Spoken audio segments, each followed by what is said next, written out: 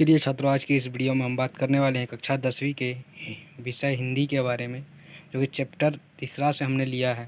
Chapter का नाम है भारत से हम क्या सीखे। तो आइए इस चैप्टर के सारे ऑब्जेक्टिव को हमने एकत्रित किया है। तो आइए इस चैप्टर के सारे ऑब्जेक्टिव को एक बार देख लेते हैं। सबसे पहले मेरा प्रश्न है कि प्लेटो और कांट थे जो कि महान थे, क्या थे वो? वीर थे, दार्शनिक थे, या नाविक थे, या सैनिक थे? 4 ऑप्शन दिया रहेगा हर एक क्वेश्चन में। तो आइए इसका आंसर देख लेते हैं। इसका आंसर होगा दार्शनिक, बी नंबर। इसी प्रकार मेरा प्रश्न है दूसरा, भारत से हम क्या सीखे, क्या है? इसमें भी 4 ऑप्शन दिया रहेगा, जैसे अगला ऑब्जेक्टिव में भी है। तो निबंध है, कहानी है, भाषण है, व्यक्ति चित्र है, क्या है? तो भारत से हम क्या सीखे हैं, क्या है? भाषण है, सी नंबर इसका आंसर। इसी प्रकार है मेरा फिर प्रश्न, मैक्स मूलर को वेदांतियों का भी वेदांती किसने कहा है?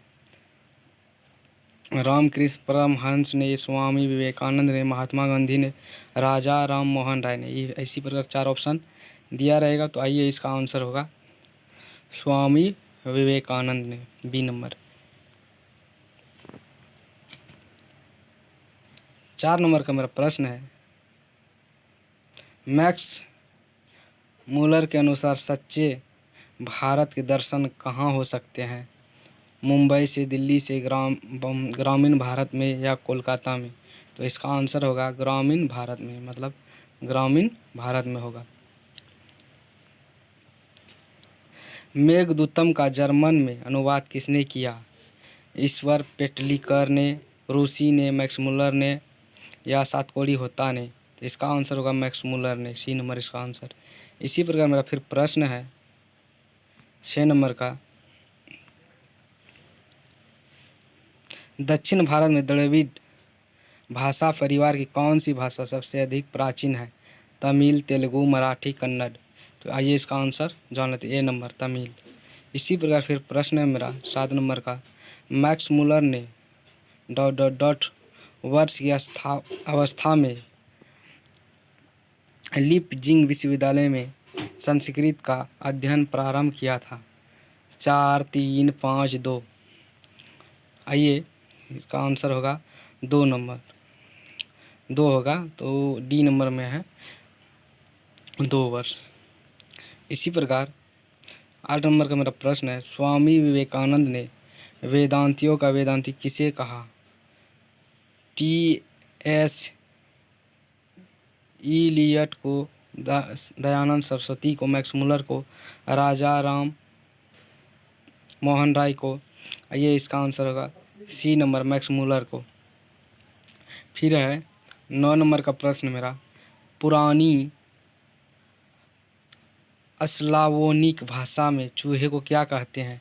मूस, मूसह, मूस, मूस, माइस? इसका डी नंबर आंसर, माइस बोलते हैं। इसी पर फिर 10 नंबर का मेरा प्रश्न है, दारिस नमक सोने के सिक्कों से भरा घड़ा किसे मिला था? हेलक को, हकर्स को, वारेन हेस्टिंग को, या विलियम जोन्स को? तो इसका होगा C number answer, Warren Hastings को। 11 नंबर का फिर प्रश्न है मेरा, किसके अध्ययन क्षेत्र में भारत के कारण नवजीवन का संचार हो चुका? विधि शास्त्र, नीति कथा, भाषण विज्ञान, दैवत विज्ञान? तो इसका आंसर होगा बी नंबर, नीति कथा के कारण। इसी प्रकार फिर 12 नंबर का फिर मेरा प्रश्न है, मैक्स मूलर ने सर्वविध संपदा और प्राकृतिक सौंदर्य से परिपूर्ण किस देश को माना है? जापान को, श्रीलंका को, भारत को, कनाडा को? इसका आंसर होगा सी नंबर, भारत को। प्लेटो का संबंध किस देश से है? इटली से, स्पेन से, भारत से, यूनान से? तो इसका डी नंबर आंसर, प्लेटो का संबंध यूनान से है। फिर 14 नंबर का फिर मेरा प्रश्न है, भारत की प्राचीनतम भाषा कौन सी है? मगही, प्राकृत, संस्कृत, हिंदी? इसका आंसर होगा प्राचीन भाषा कौन सा है? संस्कृत, सी नंबर। 15 नंबर का फिर प्रश्न मेरा, मुंडा किस देश की जनजाति है? मंगोल, चीन, मुल्तान, भारत।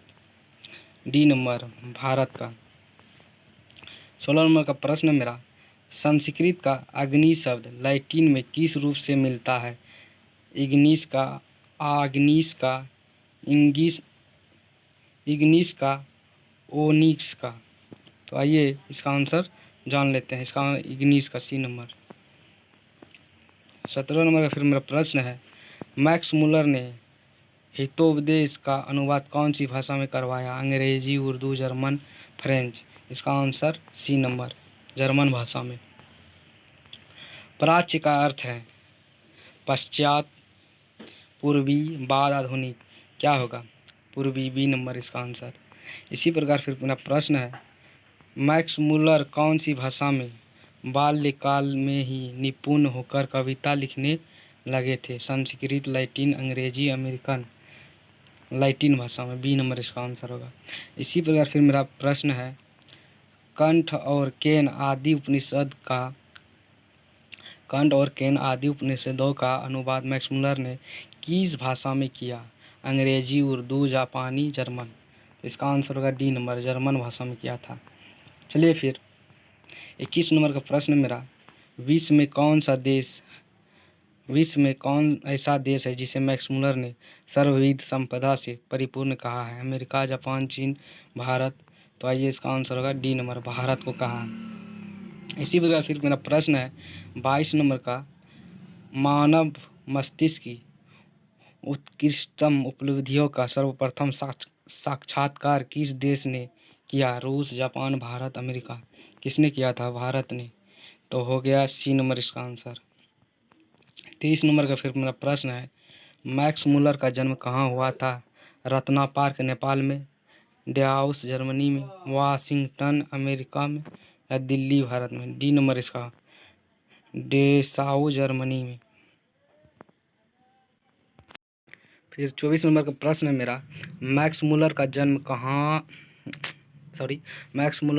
कब हुआ था? तो 4 ऑप्शन दिया हुआ है, 6 सितंबर 1823 को, 6 अक्टूबर 1823 को, 6 नवंबर 1823 को, या 6 दिसंबर 1823 को। आइए इसका आंसर जान लेते हैं।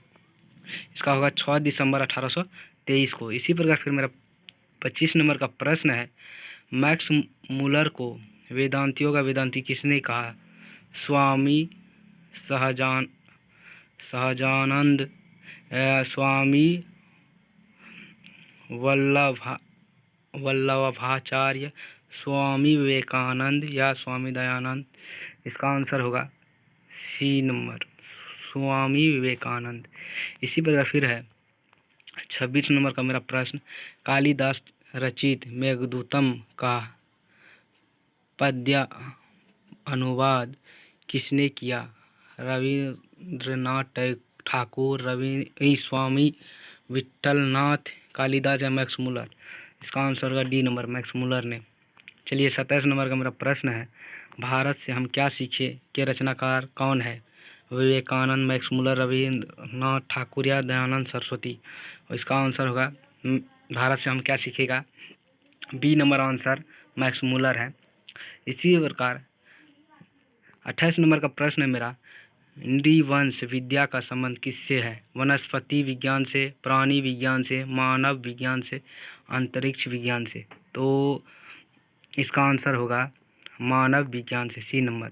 इसी प्रकार है 29 नंबर का प्रश्न मेरा, शाहनामा का रचना काल है 7वीं से 8वीं शताब्दी, 10वीं से 11वीं शताब्दी, 4वीं से 5वीं सदी, या 5वीं से 6ठी सदी। इसका होगा बी नंबर आंसर, 10वीं से 11वीं सदी।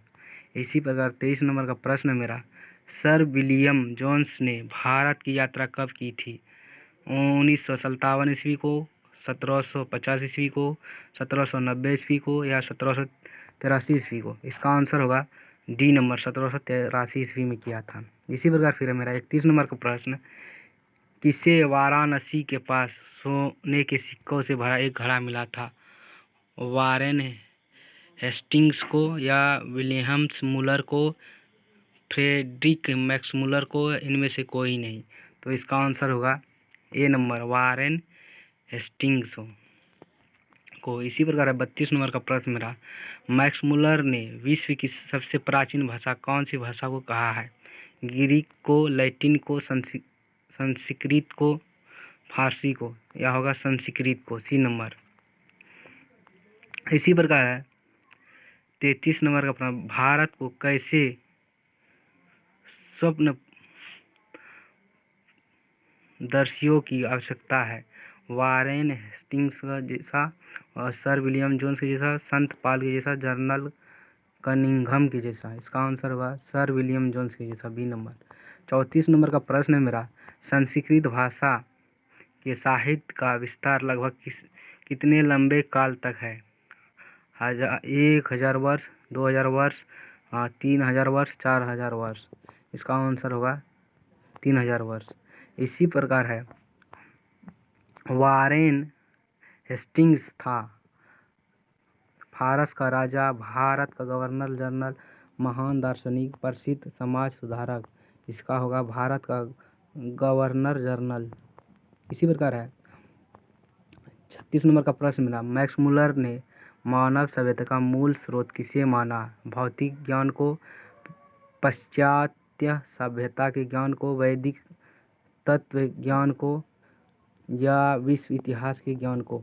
इसका आंसर होगा वैदिक तत्व ज्ञान को।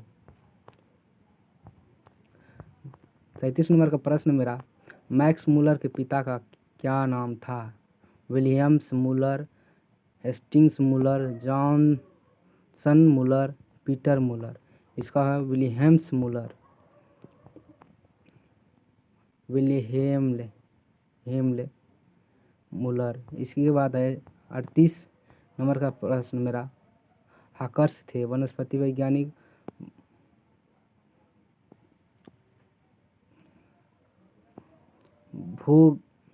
भूगर्भशास्त्री, या प्राणी वैज्ञानिक, या पुरातत्वविद।